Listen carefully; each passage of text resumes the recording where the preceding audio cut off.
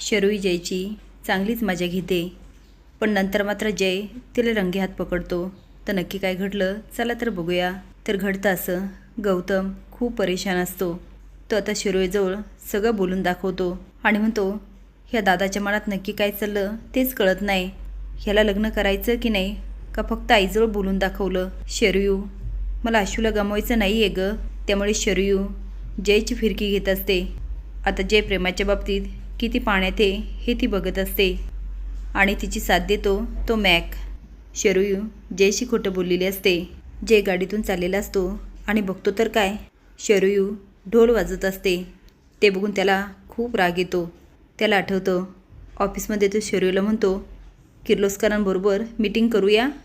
तेव्हा ती म्हणते, माझं जरा अर्जंट काम आहे, मला नाही जमणार. तिचा चेहरा बघून तो म्हणतो ठीक आहे. हे आठवल्यानंतर तो गाडीतून उतरतो आणि तावातावाने तिच्याकडे जातो आणि म्हणतो, हे तुझं इम्पॉर्टंट काम होतं ढोल बडवायचं? हे तुझं अर्जंट काम होतं का? शरयू म्हणते, ढोल ताशाना ही आपली संस्कृती आहे. वाजत गाजत बाप्पाचं आगमन होतं. बाप्पा आल्याचा आनंद असतो हा. ह्यात काय पावित्र्य आहे ना, हे वाजवल्याशिवाय नाही कळणार. खरंच एकदा वाजवून बघ.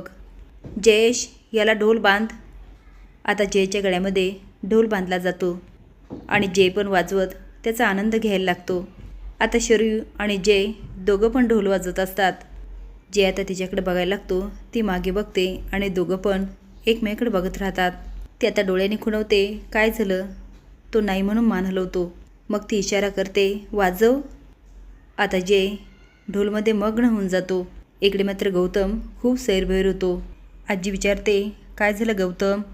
तो म्हणतो, आजी माझं लग्न कधी करणार आहे? अगं आशूच्या घरच्यांना किती वाट बघायला लावायची. आईने तर अट घातली दादाचं लग्न आधी होणार, पण तो तर लग्न करायलाच तयार नाही. मला एक कळत नाही, माझं लग्न आधी झालं म्हणून काय फरक पडेल? आजी म्हणते, ते तर आहेच म्हणा. आता ह्या तेजूला कोण समजावणार? आणि तो जय तर कुणाच्या प्रेमात पडायलाच तयार नाही. पण इकडे मात्र शरयू बरोबर जयला गुंडाळते. ढोल वाजून झाल्यानंतर जय म्हणतो, खूप छान वाटलं आणि तू ढोल खूप छान वाजवतेस. शरयू म्हणते, आली की नाही मजा? मी बोलले होते ना. आता ती बाप्पाच्या आगमनाबद्दल भरभरून बोलत असते आणि जय तिच्याकडे कौतुकाने बघत असतो. ती म्हणते, जय मला बोलायचं आहे तुझ्याशी. तो हा बोल ना, विचारतेस काय? ती म्हणते, गौतम आणि अश्वीच्या लग्नाबद्दल. हे बघ, तुला कळतं आहे का, तुझ्यामुळे त्यांचं लग्न लांबणीवर पडतं आहे. आज तरी घरी काका आशूसाठी स्थळ घेऊन आले होते.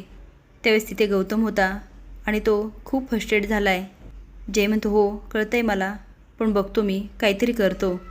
आता बघूया आशू आणि गौतमच्या लग्नाबद्दल जय काय निर्णय घेतो.